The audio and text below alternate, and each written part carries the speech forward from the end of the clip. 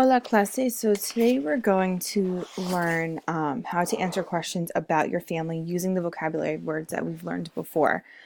So if you look at your reference sheet, the first question says, ¿Cómo es tu familia?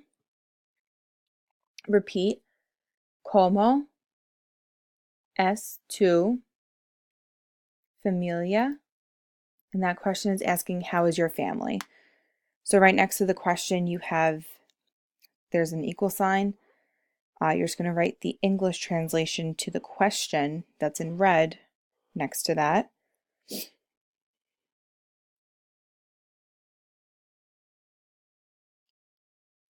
And then for the answer, you have this all filled in already. So I'm going to tell you the English translation to these words. But first, mi familia es means my family is. We already know es is.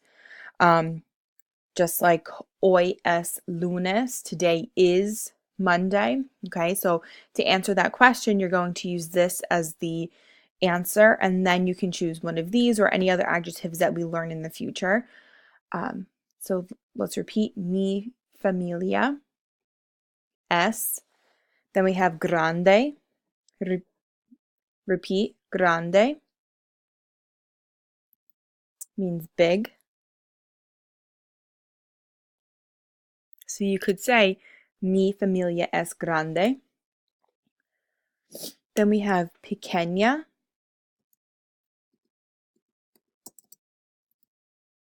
Pequeña is small.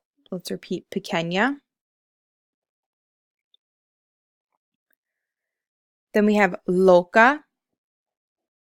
Repeat, loca. Loca means crazy.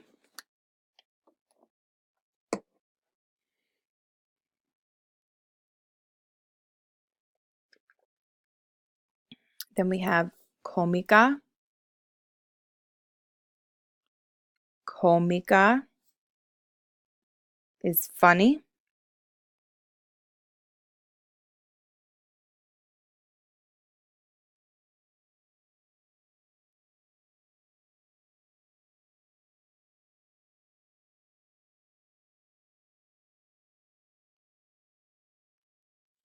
Then we have atlética. Atlética is athletic, so some of these are cognates. And they end, except for grande, they all end in an A. Why do they end in an A? Because familia ends in an A. Familia is a feminine word. So the words are going to match. Loca familia. Okay, moving on to question 2. ¿Cuántas personas hay en tu familia? Let's repeat. ¿Cuántas personas hay en tu familia? That's asking how many people are in your family. And your answer is going to be I, the number, personas, which means there are blank, however many people, personas. So what's in red on the PowerPoint slide is what you should be writing down on your reference sheet. Everything that's in black is already there.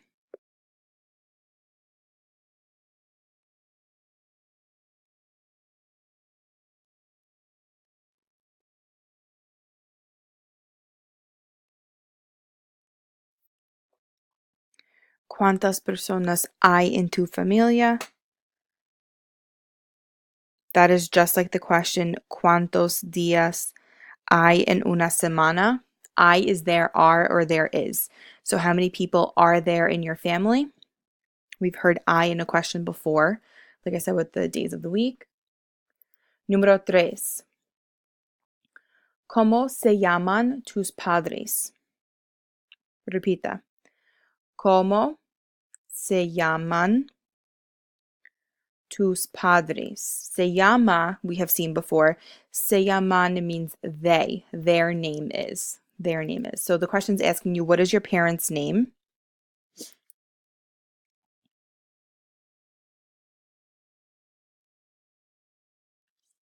Okay, and we know these vocabulary words already. Padres, padre, madre, madrastra, padrastro.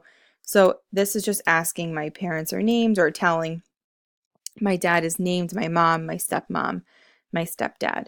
When there's more than one, here like we have padres, it's going to be mis instead of me. Okay, and me, as we know already, means my. So mis padres se llaman because it's they, their name is, it's more than one. But if we just have one, we already know se llama means his name is or her name is.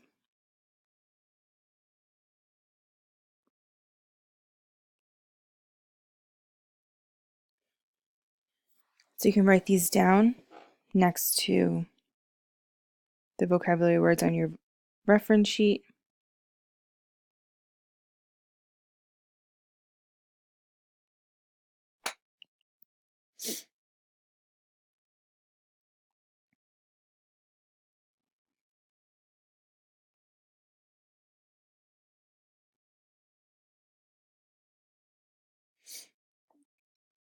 Okay, moving on.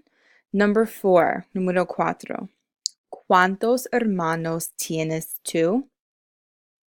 ¿Cuántos hermanos tienes tú?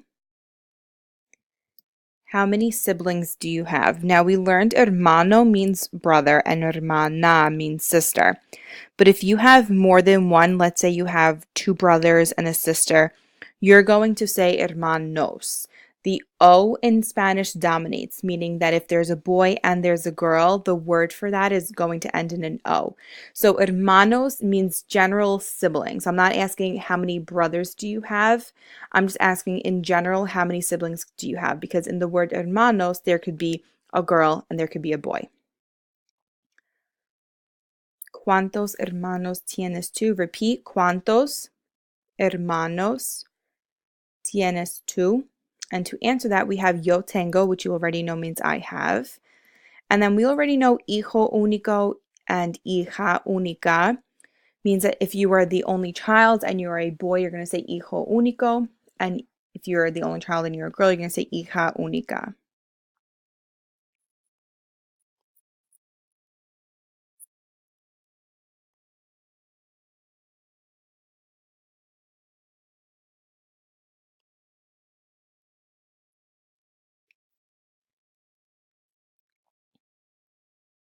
So on your reference sheet for yo soy el hijo único, yo soy la hija única, you can just write I'm the only child.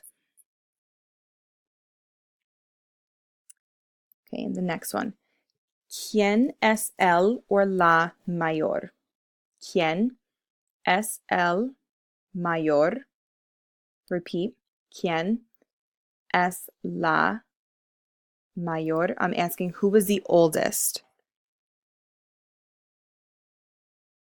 Who is the oldest?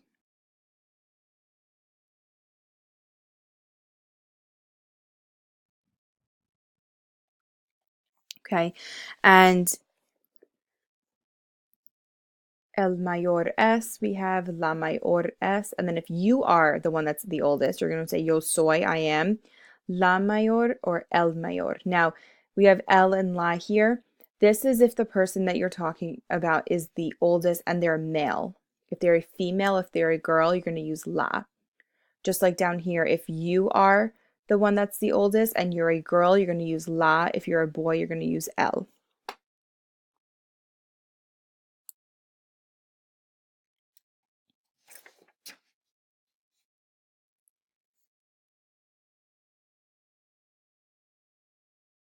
Okay, so el mayor es, the oldest is, that's a male. La mayor es, the oldest is, it's a female.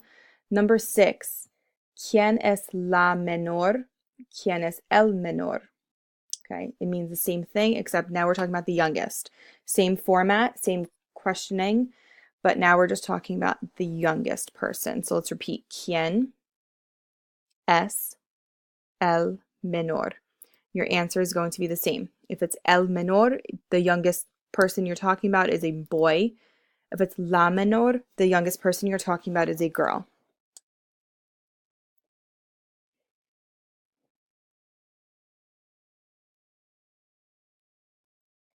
Again, yo soy, I am. Yo soy la menor de mi familia. I'm the youngest of my family.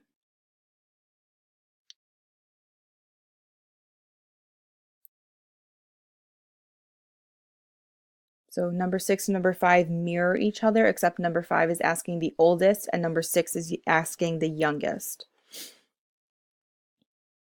Okay, moving on to question 7. ¿Cómo es tu madre? Let's repeat. ¿Cómo es tu madre? I'm asking how is your mom, meaning physically or personality-wise. And you can also replace this word with any family member and ask somebody how they are.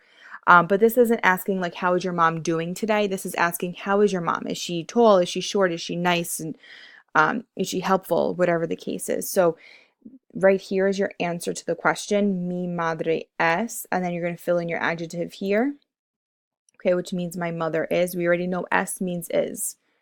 Okay, so now we're just kind of putting a few pieces of the puzzle that we already know together.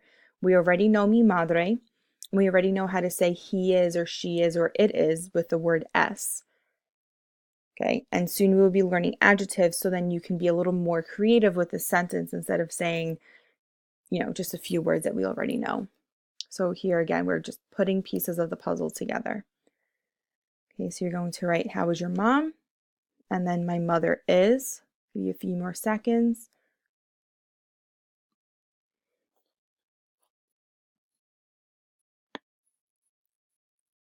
Okay, number 8. ¿Quién es tu pariente favorito? Let's repeat. ¿Quién es tu pariente favorito? Now, just by looking at this word, you can probably already tell that we're asking your favorite something. Pariente, los parientes, we learned last week, means family members. So I'm asking you who, ¿quién means who. Who is your favorite family member? Who is your favorite family member? And we know how to say my, me. So your answer is right here. Mi pariente favorito es mi. My favorite family member is my, and then you're just going to plug that in as well. Okay, who is your favorite family member? ¿Quién es tu pariente favorito? And your answer is already there. That means my favorite family member is my blank. Mi pariente favorito es mi madre. Mi pariente favorito es mi primo. Okay, again, we're just putting a few pieces to the puzzle that we've already learned all together now. Okay, moving on to number 9. ¿Cuántos años tienen tus abuelos? Let's repeat. ¿Cuántos años tienen tus abuelos? Now, we already know cuántos años tienes tú means how old are you. Tienen means they have. They have. So how many years do they have? Who's they? Your abuelos, your grandparents. So this question is asking how old are your grandparents? Again, plugging things in. Mi abuela we know is grandmother. Mi abuelo we learned is grandfather. Okay, and in this blank goes their age. I know we haven't learned anything above 31.